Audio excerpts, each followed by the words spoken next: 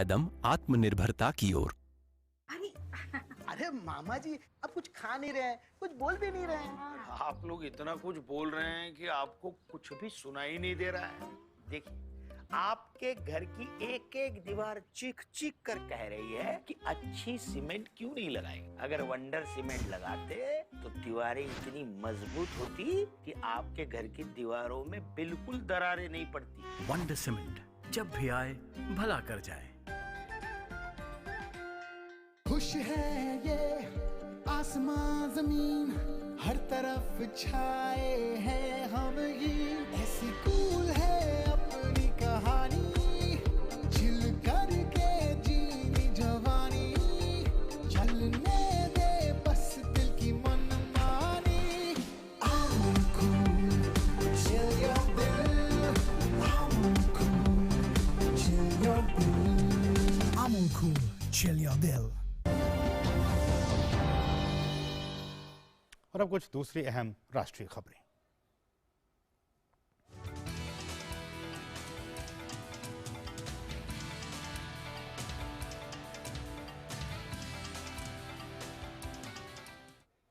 स्वास्थ्य और परिवार कल्याण मंत्रालय के मुताबिक देश भर में कोरोना के 3,62,000 से अधिक मामले सामने आए हैं। वहीं पिछले 24 घंटे में 3,52,181 मरीज उपचार करवाकर स्वस्थ भी हो चुके हैं। इस समय देश में सक्रिय मामलों की कुल संख्या 37,10,525 है। बीते 24 घंटों में देश भर में कोरोना से 4,120 लोगों की मौत हुई है। वहीं मृतकों का कुल आंकड़ा 2,58,317 हो गया है।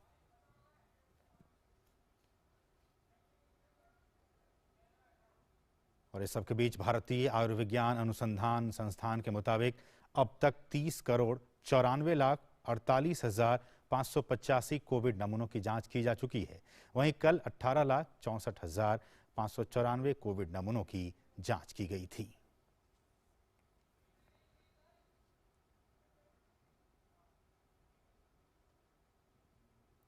और हमारे सहयोगी गिरीश निशाना इस वक्त ताज़ा अपडेट के साथ मौजूद हैं। गिरीश, लगातार हम देख रहे हैं, जो जैसा कि हमने आंकड़ों में भी बताया, कि पूरे देश में टेस्टिंग का काम बहुत ही जोर शोर से चल रहा है, न सिर्फ राजधानी दिल्ली में बल्कि पूरे देश में। इसको लेकर, चूंकि जब तक आप टेस्ट नहीं करवाएंगे तब तक पता नहीं चल पाएगा कि आप संक्रमित हैं अथवा नहीं हैं। ये एक लोगों में जागरूकता है कि वो जहां भी टेस्ट हो रहे हैं, जहां भी टेस्ट सेंटर्स हैं, वो जा रहे हैं और अपना RT-PCR या फिर जो रैपिड एंटीजन टेस्ट है वो करवा रहे हैं। इस वक्त आप राजधानी दिल्ली में मौजूद हैं, क्या कुछ यहाँ पे स्थिति है? देखिए, मैं आपको बताना चाहूँगा, क्योंकि जिस तरह से देश की राजधानी दिल्ली की अगर बात की जाए तो कल भी, यानी कि कल पिछले 24 घंटे के अंदर करीब 78,000 के आसपास कोविड टेस्टिंग हुई थी, जिसमें से करीब 13,000 पॉजिटिव लोग आए और कहीं ना कहीं पिछले 24 घंटे में 300 लोगों की मौत भी हुई। लेकिन लोग इस समय जागरूक हो रहे हैं, लोग अपने को लेकर, क्योंकि जिस तरह से लगातार देश की राजधानी दिल्ली में भी पिछले दिनों काफ़ी संख्या में कोविड मरीजों की संख्या बढ़ी है, उसे देखते हुए लोग जागरूक हुए हैं और लोग खुद से निकलकर अपने टेस्ट भी करा रहे हैं। अगर थोड़ा बुखार आता है, जुकाम आता है या कोई संदिग्ध इस तरह की उनको लगता है कि मैं कोविड पॉजिटिव हो सकता हूं, तो ऐसे में लोग अपने टेस्ट कराने आ रहे हैं। देश की राजधानी दिल्ली में कल की बात की जाए तो पिछले 24 घंटे में करीब 78,000 टेस्ट किए गए थे, जिनमें से 13,000 पॉजिटिव आए। नई दिल्ली की बात की जाए तो असीम, नई दिल्ली नगर पालिका परिषद यानी NDMC के अंदर भी काफ़ी संख्या में रोजाना कोविड की टेस्टिंग हो रही है। जो टीम होती है वो जगह जगह जाती है। इसके अलावा कुछ केंद्र बनाए हुए हैं नई दिल्ली लुटियन जोन के अंदर, जहां पर जो कोविड की जो टीम है NDMC की, वो जाकर वहां पर लोगों का टेस्ट कर रही है। RT-PCR का इसमें टेस्ट किया जाता है। मैं इस समय नई दिल्ली के एक कोविड टेस्टिंग सेंटर पर हूं, जहां पर जो NDMC की टीम है वो टेस्ट कर रही है। आप यहां देख सकते हैं किस तरह से सामाजिक दूरी का पूरी तरह से पालन किया जा रहा है। जो भी कोविड किट है वो यहाँ पर मौजूद है और मैं यहाँ पर खुद बात करता हूँ। जो यहाँ की टीम है वो क्या कहना चाहेगी? सर, क्या कहना चाहेंगे, कितनी चुनौती रहती है आप लोगों के लिए? देखो, कोविड टेस्ट करने में चुनौती तो है ही, खतरा रहता है हमें भी कि कहीं पॉजिटिव ना हो जाए। तो हम सभी सावधानियां बरतते हैं, जैसे कि सैनिटाइज करते रहते हैं हाथों को बार बार, और ग्लव्स पहन के जो लैब टेक्नीशियन है वो अपना काम करते हैं। बाकी मैं लोगों से यही कहना चाहूँगा कि आप सोशल डिस्टेंसिंग बनाए रखें, जहाँ भी जाएं अपने काम से, और ज़्यादा अपने घर से बाहर ना निकलें। स्टे होम स्टे सेफ कहा है, गवर्नमेंट भी इस पर जोर दे रही है, तो आप भी इसमें थोड़ी मदद करें और कोरोना वायरस को हराने के लिए सरकार की मदद करें, अपने आप को सेफ रखें इससे। तो आपको यदि लगता है कि जैसे हमें कुछ असहज महसूस हो रहा है, तबीयत थोड़ी ख़राब है, तो आप टेस्ट करवा लें और उससे अपने को बेफिक्र रहें बिल्कुल, और घबराएं नहीं। और वैक्सीनेशन का जो चल रहा है प्रोग्राम गवर्नमेंट की तरफ से, तो अब 18 से जो ज़्यादा के हो गए हैं उम्र के युवा, वो भी वैक्सीन लगवाएं और इसमें बढ़ चढ़ कर भाग लें, जिससे कि वो सेफ रह सकें और ज़्यादा हमें कैजुअलिटी का वो नहीं सहना पड़े। तो मैं यही कहना जी चाहूँगा। गिरीश, और पहले की अपेक्षा अब वैक्सीनेशन हो भी रहा है, तो इससे लग रहा है कि लोग जागरूक हुए हैं, और हम यहाँ टेस्टिंग कर रहे हैं कि जिससे कोई पॉजिटिव आ भी जाए तो उसको तुरंत क्वारंटाइन कर दिया जाए, जिससे कि ज़्यादा कोविड नहीं फैले।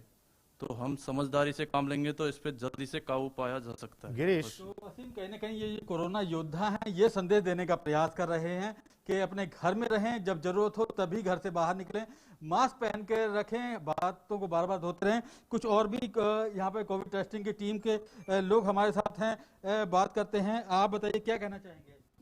सर, वैक्सीनेशन लगवाइए, जिससे कि ये होगा कि वेंटिलेटर वाली स्टेज नहीं आ पाएगी, उससे वो जो मौत का आंकड़ा है वो नीचे हो जाएगा। ठीक है, वैक्सीनेशन लगवाने से पहले कोविड टेस्ट करवाएं, फिर अगर आपका पॉजिटिव होता तो थोड़ा है ना वेट करने के बाद वो नेगेटिव आ जाता है, फिर उसके बाद वैक्सीन लगवाएं। इससे क्या होगा, आपको कोई साइड इफेक्ट्स नहीं होगा, जो कोविड की पॉजिटिव की दवाई है वो चलती रहेगी। ठीक, तो कहीं ना कहीं ये जो कोरोना योद्धा हैं कुछ संदेश देने का प्रयास कर रहे हैं। बिल्कुल। एक हमारे साथ कोरोना योद्धा हैं जो खुद जो कोरोना संक्रमित लोग हैं उनकी जांच करते हैं, जो साधारण लोग हैं जो यहाँ पर टेस्ट कराने के लिए आते हैं। देखिए आप पूरी तरह से ये पीपी किट में मौजूद हैं और यहाँ पर कोविड सेंटर पे मौजूद हैं जो टेस्टिंग कर रही हैं। क्या नाम है आपका और कैसा लगता है जब आपके यहाँ पर लोग आते हैं टेस्टिंग कराने? सर, हम तो ज़्यादा से ज़्यादा लोगों को मतलब चाहते हैं कि मतलब अपनी टेस्टिंग करवाएं वो और सेव रहें, ताकि उनको समय पर पता लग जाए कि उनको वो उनका रिजल्ट क्या है। इसलिए हम तो अपनी पूरी कवर करके अपने को सेव करके तब टेस्टिंग करते हैं। आपको कितनी चुनौती रहती है, क्योंकि आपके सामने ही लोग बैठते हैं, आप उनका टेस्ट करते हैं, और किस तरह की सावधानियां बरतते हैं आप? सर, हमारे ऊपर तो बहुत चुनौतियाँ हैं। हम एक रिस्क पे अपने आप को रिस्क में डाल के दूसरे का टेस्ट करते हैं, तो हम भी यही चाहते हैं कि दूसरा सेव रहे। तो कहीं ना कहीं ये जो कोरोना योद्धा हैं बिल्कुल वो गिरीश। चाहते हैं जो दूसरे लोग हैं वो सुरक्षित रहें, सेफ रहें, लोग अपने घरों में रहें। इनका भी यही कहना है कि अगर आप घर में रह रहे हैं तो अपने हाथों को धोते रहें, अगर घर से बाहर निकल रहे हैं तो मास्क पहनकर जरूर बिल्कुल। निकलें। तो इन कोरोना योद्धाओं को हमारा सलाम है, क्योंकि ये वो कोरोना योद्धा हैं जो अपने घरों से बाहर निकलकर आपके हमारे हम सबके लिए ये टेस्टिंग के लिए निकले हुए हैं। तो ऐसे ही कोरोना योद्धा देश की राजधानी दिल्ली में अलग अलग टीम बनाकर निकले हुए हैं जो लोगों के टेस्ट कर रहे हैं। चलिए, बिल्कुल बिल्कुल गिरीश, बहुत बहुत शुक्रिया इन तमाम बातों को, इन तमाम ताज़ा अपडेट्स को हमारे साथ साझा करने के लिए आपका बहुत बहुत शुक्रिया। बढ़ेंगे आगे, बात करेंगे भारतीय रेल की। देखिए, भारतीय रेल अब तक देश के विभिन्न राज्यों में 396 टैंकरों में लगभग 6260 मीट्रिक टन चिकित्सा उपयोग हेतु ऑक्सीजन की आपूर्ति कर चुकी है।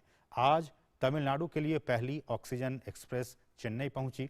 इस एक्सप्रेस से ऑक्सीजन के 80 मीट्रिक टन लोड के 4 टैंकर चेन्नई पहुंचाए गए हैं। वहीं आज सुबह ही एक अन्य oxygen express 106 metric tonne liquid medical oxygen के साथ फरीदाबाद तक की यात्रा पूरी की।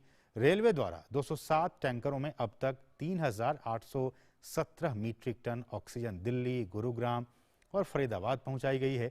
वहीं लिक्विड ऑक्सीजन से लोडेड एक और ट्रेन हापा से राजस्थान के कनकपुर पहुंच गई है। इस अभियान के तहत अब तक 100 से ज्यादा ऑक्सीजन एक्सप्रेस की यात्रा पूरी हो चुकी है और विभिन्न राज्यों को राहत पहुंचाई गई है।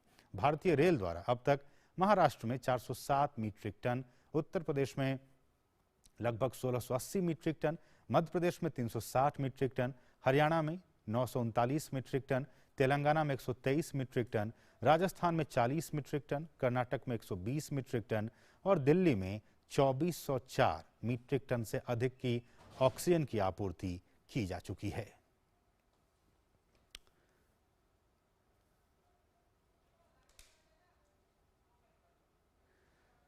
और हमारे साथ हमारे सहयोगी राजेश राज इस वक्त ताज़ा अपडेट के साथ मौजूद हैं।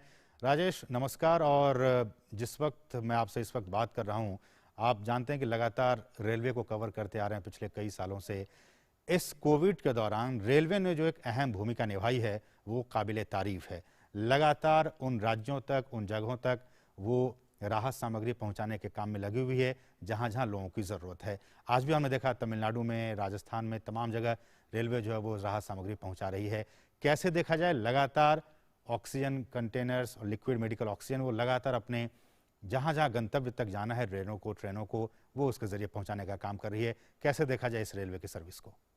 देखिए, बिल्कुल असीम, आपने सही कहा कि भारतीय रेल ने अपने गुरुतर दायित्व का निर्वहन किया है। और पिछली बार 2020 में भी जब कोरोना की जो पहली लहर थी, उस दौरान आपने देखा था कि जब पूरी तौर पर लॉकडाउन कर दिया गया था, लोग सड़कों पर निकल आए थे, तो लोगों को अपने गंतव्य तक पहुंचाने के लिए, घरों तक पहुंचाने के लिए भी भारतीय रेल ने श्रमिक स्पेशल ट्रेन चलाई थी और हजारों लाखों लोगों को उनके घरों तक पहुंचाए जो अपने परिजनों से बिछड़ गए थे। तो एक बड़ा काम उन्होंने उस समय भी किया था।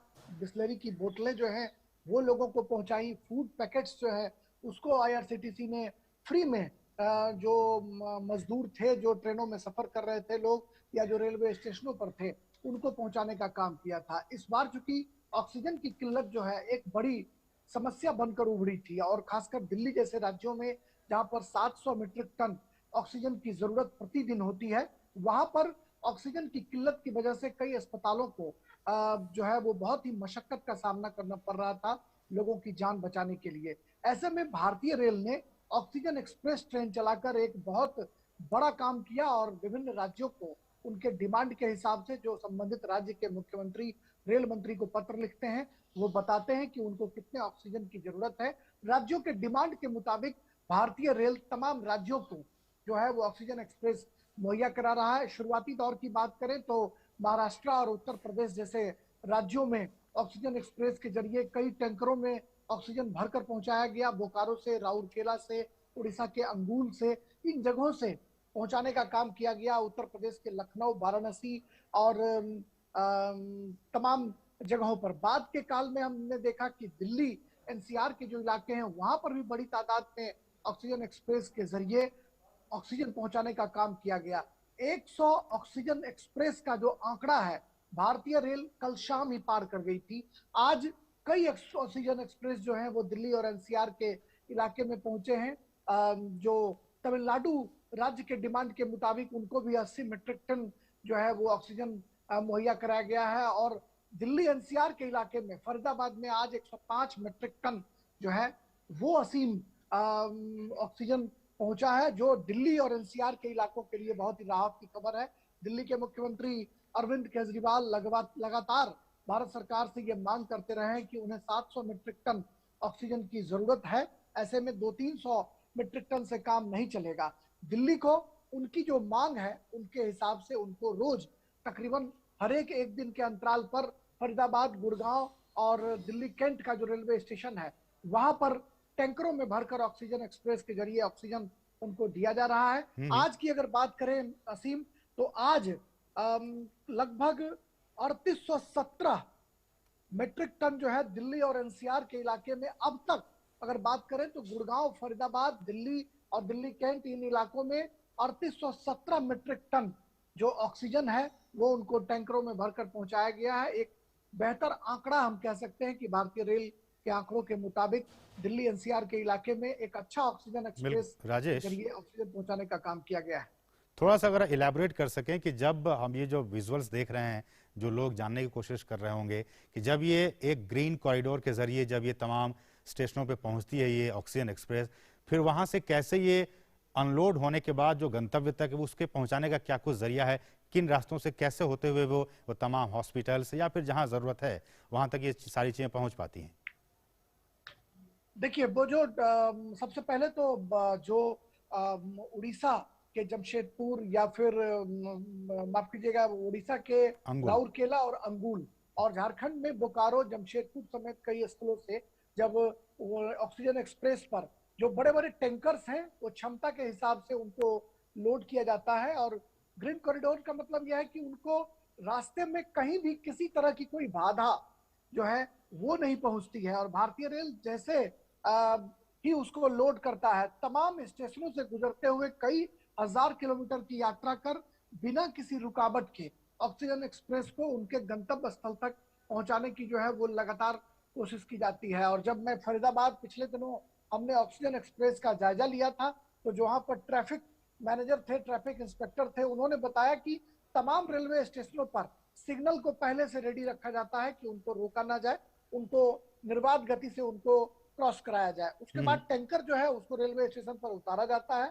टैंकरों को राज्य सरकार अपने हिसाब से उनको जो है वो अपने जो उनके स्थल है वहां पर ले जाते हैं और उसे ऑक्सीजन सिलेंडर जो है उसमें रिफिल कर अस्पतालों को उनके कोटे के मुताबिक और उनके डिमांड के हिसाब से, अगर कोई बड़ा अस्पताल है जहां पर मरीजों की तादाद ज्यादा है या आईसीयू की संख्या ज्यादा है, उस हिसाब से ऑक्सीजन सिलेंडर में ऑक्सीजन भरकर पहुंचाया जाता है ताकि मरीज की जान जो है वो बचे और ठीक अनुपात में उसको डिस्ट्रीब्यूट करने की कोशिश की जाती है ताकि किसी अस्पताल को कम या ज्यादा न मिले।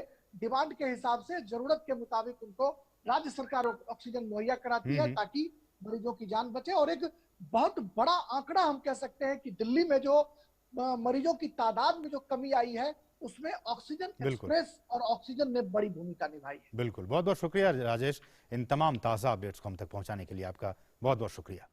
बढ़ेंगे आगे। और इस सब के बीच कोविड के खिलाफ जंग में वायुसेना भी लगातार उनका सहयोग मिलता जा रहा है। ऑक्सीजन क्रायोजेनिक टैंकरों का परिवहन वायुसेना के विमान द्वारा देश भर में जारी है। कल वायुसेना के C-17 विमान ने विजयवाड़ा से भुवनेश्वर के लिए 2 टैंकरों को एयरलिफ्ट किया। इससे पहले विमान ने 4 खाली टैंकरों को पानागढ़ पहुंचाया।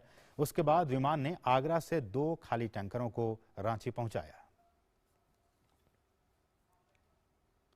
स्वास्थ्य और परिवार कल्याण मंत्रालय ने एक मीडिया रिपोर्ट का खंडन किया है जिसमें यह कहा गया है कि पीएम केयर्स फंड के तहत पंजाब के फरीदकोट के जीजीएस मेडिकल अस्पताल में दिए गए वेंटिलेटर्स का तकनीकी खराबी के कारण इस्तेमाल नहीं हो सका है। स्वास्थ्य मंत्रालय ने बताया है कि ये वेंटिलेटर स्थानीय निर्माताओं द्वारा बनाए गए हैं, जिनमें कई निर्माताओं ने मेक इन इंडिया के तहत पहली बार वेंटिलेटर का निर्माण किया है। इन वेंटिलेटर्स का विशेषज्ञों के माध्यम से जरूरी स्क्रीनिंग, तकनीकी प्रदर्शन और सत्यापन किया गया है। कुछ राज्य केंद्र द्वारा दिए गए वेंटिलेटर्स को अस्पताल में इंस्टॉल नहीं कर पाए हैं। केंद्रीय स्वास्थ्य सचिव ने 11 अप्रैल को ऐसे 7 राज्यों को चिट्ठी लिखी जहां पिछले 4 से 5 महीनों से 50 से अधिक वेंटिलेटर बिना इस्तेमाल के रखे हुए हैं। राज्यों से इंस्टॉलेशन में तेजी लाने का अनुरोध किया गया है ताकि वेंटिलेटर्स को उपयोग में लाया जा सके।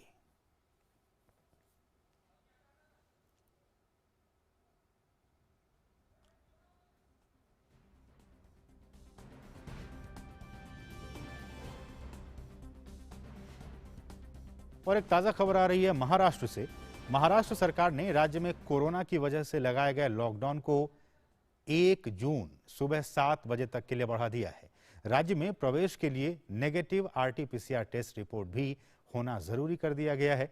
इससे पहले राज्य सरकार द्वारा लगाए गए प्रतिबंध 15 जून को समाप्त हो रहे हैं। इस बीच महाराष्ट्र के मुंबई सहित कई शहरों में सड़कें सूनी पड़ी हैं और दुकानें बंद हैं। सिर्फ जरूरी सेवा से जुड़े वाहन और लोग ही सड़कों पर नजर आ रहे हैं। और हमारे साथ हमारे सहयोगी शिशिर सेलार इस वक्त ताज़ा अपडेट के साथ मुंबई से मौजूद हैं। शिशिर, जिस बात को लेकर आप भी कई बार कह रहे थे और वहाँ के लोगों में भी एक ये संभावना थी कि जिस तरह से इस लॉकडाउन के कारण जो अभी चल रहा है उसके कारण केसेस कम हो रहे हैं, अगर इस सिलसिले को और आगे बढ़ा दिया जाए तो और भी केसेस कम होंगे और लगातार जो पॉजिटिविटी रेट है उसमें भी कमी आएगी। उसी बात को मद्देनजर रखते हुए कैबिनेट ने, महाराष्ट्र सरकार ने इसको 1 जून तक बढ़ाने का फैसला किया है। बिल्कुल, देखिए असीम, इस वक्त अगर देखा जाए जो निर्णय सरकार ने लिया है, कल ही राज्य में कैबिनेट बैठक हुई। इस कैबिनेट बैठक में चूंकि यह फैसला लिया गया है कि ये जो लॉकडाउन है या हम कह सकते हैं जो कड़े प्रतिबंध है वो 1 जून तक जो है बढ़ाने की इस वक्त सरकार ने एक अनाउंसमेंट की है। इसके पीछे का कारण काफ़ी स्पष्ट है। हालांकि कई जो मंत्रीगण हैं महाराष्ट्र राज्य में उन्होंने भी ये बात कही थी कि जिस प्रकार से केसेस इस वक्त कम हो रहे हैं तो कहीं ना कहीं इस प्रकार से कड़े प्रतिबंध अगर जारी रखा जाए आगे भी कुछ 15 दिनों तक तो ये केसेस जो है उसमें और कटौती होगी और इसी को ध्यान में रखते हुए सरकार ने निर्णय लिया हुआ। हालांकि इसमें कई सारे बदलाव इस वक्त ये भी किया गया है, जो लोग महाराष्ट्र से जो लोग अन्य राज्यों से महाराष्ट्र में आना चाहते हैं तो उनके लिए अब जो है RT-PCR टेस्ट मैंडेटरी किया गया। हालांकि इससे पहले अगर देखा जाए, इससे पहले जो कड़े प्रतिबंध थे, जो ऑर्डर निकाली सरकार ने, उसमें कहा गया था कि जहां पे मतलब state of origin of sensitivity जहां पे सबसे ज्यादा कोरोना मरीज इस राज्य में, अगर उस इलाके से लोग महाराष्ट्र में आते हैं तो सिर्फ उनके लिए जो है RT-PCR टेस्ट मैंडेटरी होगा। लेकिन अब जो नए ऑर्डर निकले उसके मुताबिक महाराष्ट्र में जो भी लोग आना चाहते हैं उनके लिए जो RT-PCR टेस्ट जो होगा वो मैंडेटरी होगा। तकरीबन 48 घंटे पहला जो ये टेस्ट होना चाहिए। तो इस प्रकार से ये निर्णय लिया गया। दूसरी महत्वपूर्ण बात इसमें यह भी कही गई है कि जो इससे पहले जो ऑर्डर निकाला था जिसमें हम कह रहे थे कि 15% ही लोग जो है फिर चाहे वो बात करें हम गवर्नमेंट ऑफिसेस में तो वहाँ पे सिर्फ 15% लोगों को अनुमति होगी ऑफिस अटेंड करने की, और जो प्राइवेट ऑफिसेस है उनको हालांकि ये कहा गया है कि वर्क फ्रॉम होम के जरिए जो है काम किया जा सकता है। जो इसेंशियल सर्विसेज है हालांकि उनको इससे बाहर रखा गया, इस दायरे से बाहर रखा गया है। दूसरी महत्वपूर्ण बात जो जिसे मैंने कहा कि जो इसेंशियल सर्विसेज में हम मिल्क डिस्ट्रीब्यूशन की हम बात करते हैं, दूध सप्लाई की हम बात करते हैं, तो उसको भी जो है निर्बाध रूप से जो उनकी सेवाएं जो शुरू रहेगी इस पूरे दिन में। हालांकि अब चूंकि अगर आंकड़े देखें हम असीम, चूंकि अगर देखा जाए 15 दिन से कड़े निर्बंध महाराष्ट्र में लगे हुए हैं, तकरीबन 1 मई से ये जो है निर्बंध लगाए गए थे, 15 मई तक जो है ये पहला फेज हम कह सकते हैं कि निर्बंध थे। तो ऐसे में हम देख पा रहे हैं कि जो संख्या थी कोविड पॉजिटिव रोगियों की वो इस वक्त कम होती दिखाई दे रही है। कल के आंकड़े की बात करें तो कल महाराष्ट्र में तकरीबन 48,000 जो आंकड़े पाए गए हैं, वही दूसरी ओर अगर देखा जाए तकरीबन 58,000 लोग जो है डिस्चार्ज हुए कोरोना क्वारंटाइन सेंटर या फिर हम कहें हॉस्पिटल से। तो ऐसे में राज्य में अगर देखा जाए तो जो रेशो है, रिकवरी रेशो है, वो बढ़कर तकरीबन 88% हो चुका है इस वक्त, जो काफी इस वक्त बेहतर है अगर बात करें हम बाकी अन्य राज्यों के मुकाबले। वही दूसरी बात करें तो मृत्यु दर की, तो मृत्यु दर भी पिछले कुछ दिनों में देख पा रहे हैं कि महाराष्ट्र में तेजी से कम हो रहा है। तो ये कहीं ना कहीं निर्णय सरकार ने लिए हुए कि जो ब्रेक द चेन है, इसका मतलब कोरोना का जो संक्रमण है उसको रोकने के लिए ये जो लॉकडाउन है काफी महत्वपूर्ण सरकार को लगा, और इसीलिए 1 जून तक जो है अब महाराष्ट्र में जो है ये कड़े प्रतिबंध सरकार जो है लागू करेगी। चलिए, तो शिशिर आप जैसा बता रहे हैं कि 1 जून तक महाराष्ट्र में लॉकडाउन को बढ़ा दिया गया है, क्योंकि जिस तरह से वहां से जो खबरें आ रही थी कि इस ब्रेक द चेन अभियान के तहत जो केसेस हैं वो लगातार कम होते जा रहे थे, पॉजिटिविटी रेट भी कम होती जा रही थी, और इसी आंकड़ों को देखते हुए इसी उत्साह से सरकार ने यह फैसला किया कि इस लॉकडाउन को अब 1 जून तक बढ़ा दिया जाए। बहुत बहुत शुक्रिया शिशिर, इन तमाम ताज़ा अपडेट्स को मुंबई से हम तक पहुंचाने के लिए आपका बहुत बहुत शुक्रिया। और यहाँ रुकें एक और छोटे से ब्रेक के लिए, आप देखते रहिए DD न्यूज़।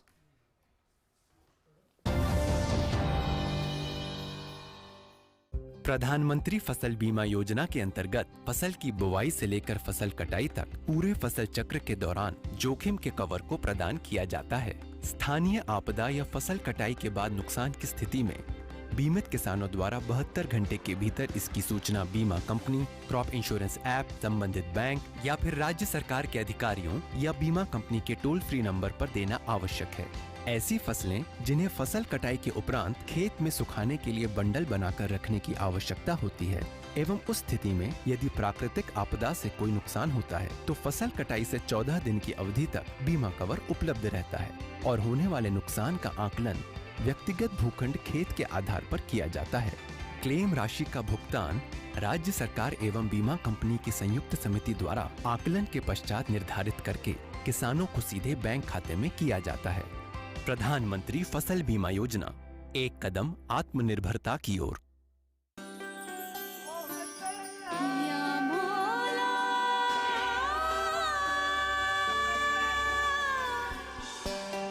हर त्योहार अमूल दूध पीता है इंडिया। और ब्रेक के बाद आपका फिर से स्वागत है। और अब बात मध्य प्रदेश की। मध्य प्रदेश सरकार ने कोरोना पीड़ित परिवारों के लिए एक बड़ी राहत की घोषणा की है। मध्य प्रदेश के मुख्यमंत्री शिवराज सिंह चौहान ने बताया है कि ऐसे बच्चे जिनके परिवार से उनके पिता का साया उठ गया है, कोई कमाने वाला नहीं बचा है, ऐसे परिवारों को 5,000 रुपए हर महीने पेंशन के तौर पर दी जाएगी और बच्चों की शिक्षा निःशुल्क उनका प्रबंध किया जाएगा। जिनके परिवार से पिता का साया उठ गया, कोई कमाने वाला नहीं बचा, घर में कोई कमाने वाला नहीं है, ऐसे परिवारों को 5,000 रुपया प्रति माह पेंशन दी जाएगी ताकि बच्चों को जीवन यापन के लिए परेशान ना होना पड़े। ऐसे सभी बच्चों के शिक्षा का निःशुल्क प्रबंध किया जाएगा।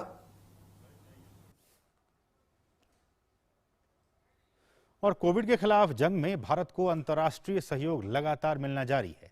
कल इंडोनेशिया से 200 ऑक्सीजन कंसंट्रेटर की खेप भारत पहुंची।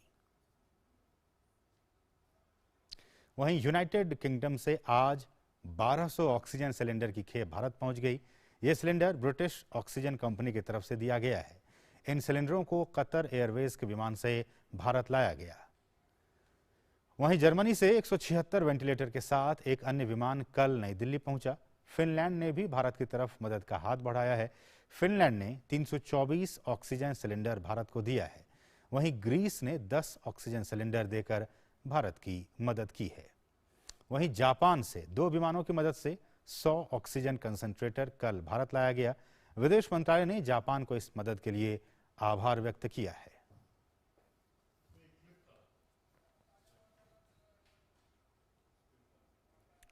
और अब बात ताजा खबर की।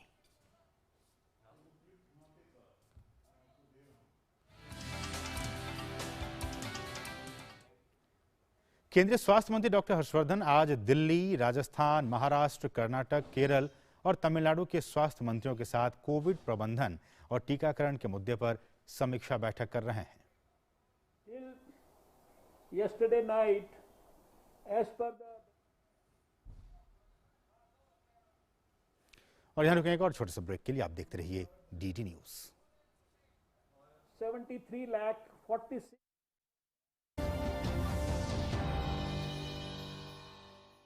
प्रधानमंत्री फसल बीमा योजना के अंतर्गत फसल की बुवाई से लेकर फसल कटाई तक पूरे फसल चक्र के दौरान जोखिम के कवर को प्रदान किया जाता है। स्थानीय आपदा या फसल कटाई के बाद नुकसान की स्थिति में बीमित किसानों द्वारा 72 घंटे के भीतर इसकी सूचना बीमा कंपनी, क्रॉप इंश्योरेंस ऐप, संबंधित बैंक या फिर राज्य सरकार के अधिकारियों या बीमा कंपनी के टोल फ्री नंबर पर देना आवश्यक है। ऐसी फसलें जिन्हें फसल कटाई के उपरांत खेत में सुखाने के लिए बंडल बनाकर रखने की आवश्यकता होती है एवं उस स्थिति में यदि प्राकृतिक आपदा से कोई नुकसान होता है तो फसल कटाई से 14 दिन की अवधि तक बीमा कवर उपलब्ध रहता है और होने वाले नुकसान का आकलन व्यक्तिगत भूखंड खेत के आधार पर किया जाता है। क्लेम राशि का भुगतान राज्य सरकार एवं बीमा कंपनी की संयुक्त समिति द्वारा आकलन के पश्चात निर्धारित करके किसानों को सीधे बैंक खाते में किया जाता है। प्रधानमंत्री फसल बीमा योजना, एक कदम आत्मनिर्भरता की ओर। अरे मामा जी, आप कुछ खा नहीं रहे हैं, कुछ बोल भी नहीं रहे हैं। आप लोग इतना कुछ बोल रहे हैं कि आपको कुछ भी सुनाई नहीं दे रहा है। देखिए, आपके घर की एक एक दीवार चीख चीख कर कह रही है कि अच्छी सीमेंट क्यों नहीं लगाई। अगर वंडर सीमेंट लगाते तो दीवारें इतनी मजबूत होती कि आपके घर की दीवारों में बिल्कुल दरारें नहीं पड़ती। वंडर सीमेंट, जब भी आए भला कर जाए।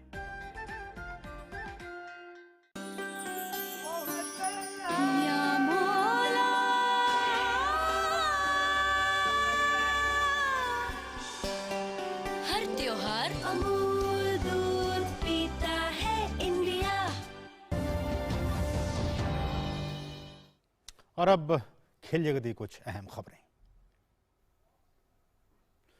और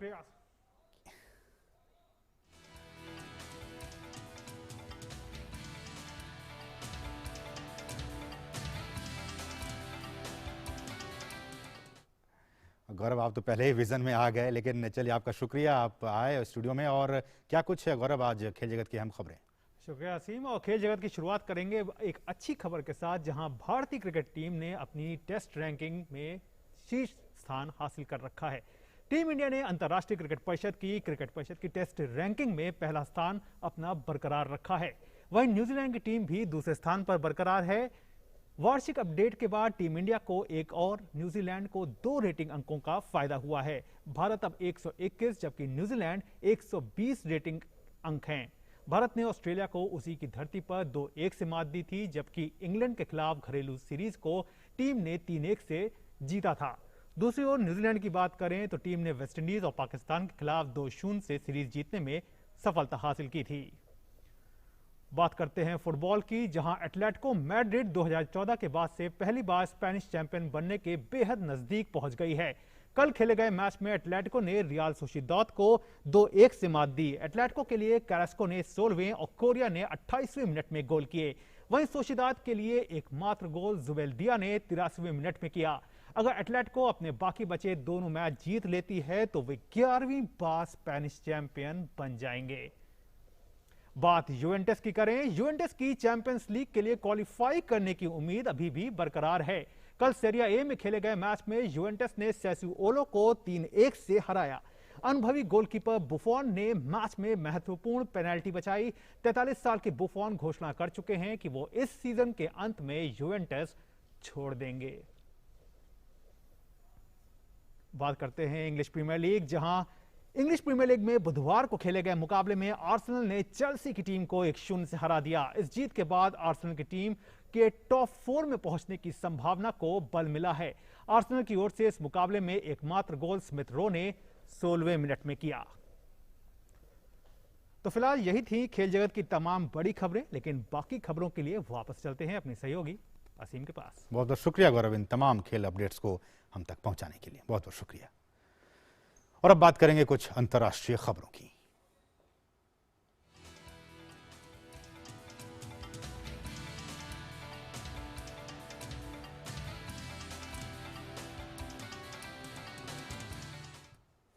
खबर पश्चिम एशिया से है। फलस्तीनी चरमपंथी संगठन हमास ने गाजा में इजरायली हवाई हमले में अपने सीनियर कमांडरों की मौत और एक बहुमंजिला इमारत के गिरने के बाद इजरायल पर दर्जनों रॉकेट से हमले किए हैं।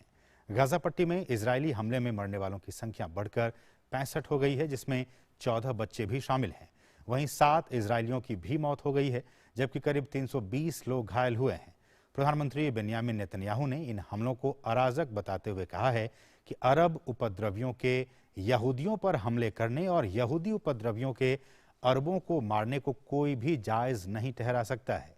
नेतन्याहू ने कहा कि उनकी सरकार इजरायल को बाहर के दुश्मनों और देश के भीतर के दंगाइयों से बचाने के लिए पूरी ताकत का इस्तेमाल करेगी। वहीं अमेरिकी राष्ट्रपति जो बाइडेन ने इजरायल के साथ एकजुटता व्यक्त की, साथ ही कहा कि इजरायल को अपना बचाव करने का अधिकार है। इस बीच अमेरिका के विदेश मंत्री एंटनी ब्लिंकन ने इजरायल के प्रधानमंत्री नेतन्याहू से बात करने के बाद फलस्तीनी राष्ट्रपति महमूद अब्बास से बात की और तनाव कम करने का आग्रह किया। अमेरिका ने अंतर्राष्ट्रीय धार्मिक स्वतंत्रता 2020 की वार्षिक रिपोर्ट जारी की है। रिपोर्ट में कहा गया कि चीन में धार्मिक अल्पसंख्यकों पर हमले तेज हुए हैं। चीन धार्मिक स्वतंत्रता का बड़ा अपराधी है, जिसने उइगर मुसलमानों के साथ सांस्कृतिक, धार्मिक और आर्थिक आधार पर अत्याचार किया है। रिपोर्ट में कहा गया कि कई देशों में धार्मिक स्वतंत्रता में सुधार हुआ है, जिसमें सूडान, उज्बेकिस्तान और तुर्कमेनिस्तान शामिल हैं। अमेरिका में गैस पाइपलाइन के बंद होने से कुछ हिस्सों में गैसोलीन की कमी की आशंका के कारण लोग गैस स्टेशनों के बाहर लंबी कतारों में दिखे। पिछले हफ्ते कोलोनियल पाइपलाइन पर एक रैंसमवेयर हमले के कारण ईंधन आपूर्ति में हर रोज 2.5 मिलियन बैरल की कमी आ गई। ये पाइपलाइन अमेरिकी खाड़ी तट के तेल रिफाइनरियों से लेकर मध्य अटलांटिक और दक्षिण पूर्वी राज्यों में 5,500 मील की दूरी तक फैला है। गैसोलीन की कीमतों में भी उछाल आया है। बाइडेन प्रशासन ने लोगों से गैस की जमाखोरी नहीं करने की अपील की है। वहीं कोलंबिया में सरकार विरोधी प्रदर्शन लगातार जारी हैं। सरकार के साथ असफल वार्ताओं के बीच विरोध प्रदर्शन के 2 हफ्ते पूरे हो गए हैं। छात्रों, कामगारों और पेंशनरों का एक समूह कल कोलंबियाई सड़कों पर उतरा। एक नए टैक्स प्लान के स्थगित होने के बाद अप्रैल के आखिरी दिनों में प्रदर्शनों की शुरुआत हुई थी। प्रदर्शनकारियों ने टैक्स प्लान के साथ साथ पुलिस द्वारा हिंसा को खत्म करने, कोविड महामारी के दौरान आर्थिक मदद और एक स्वास्थ्य संबंधी सुधार को वापस लेने की मांग रखी है। कोलंबिया के राष्ट्रपति युवान डुके ने बातचीत की पेशकश की है, लेकिन कई प्रदर्शनकारियों ने सरकार की इस मंशा पर संदेह व्यक्त किया है। और दुनिया भर में कोरोना संक्रमण के मामले 16 करोड़ 10 लाख से ज्यादा हो गए हैं।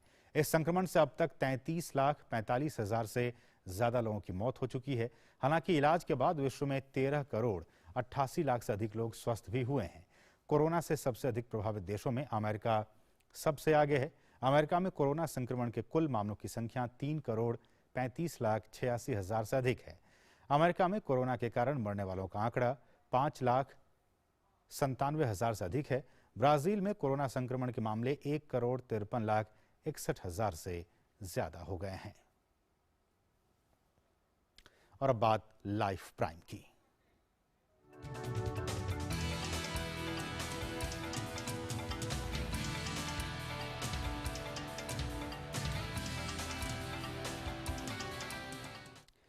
इटली के राजशाही परिवार के एक मुकुट की जेनेवा में 16.6 लाख डॉलर में नीलामी की गई है। इस अर्धवृत्ताकार मुकुट को 1867 में स्पेन के राजा एमाडियो I ने मारिया विक्टोरिया पोजो को उनकी शादी पर उपहार में दिया था। आप इन देखिए तस्वीरों को और हमें दीजिए अनुमति। नमस्कार।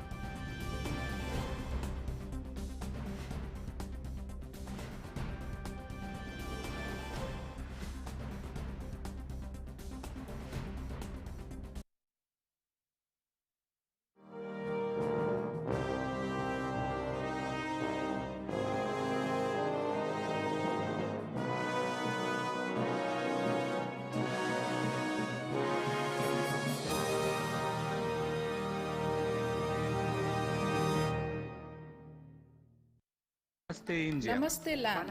मरहबन इलल हिंद। जरी इंडिया। सलाम इंडिया। नमस्ते इंडिया। नमस्कार भारत।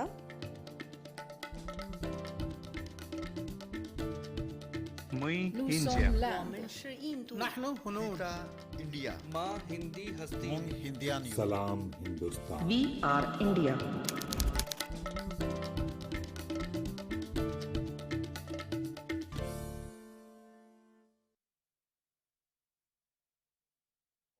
कोरोना से बचाव के उपाय। आपस में कम से कम 1 मीटर की दूरी रखें।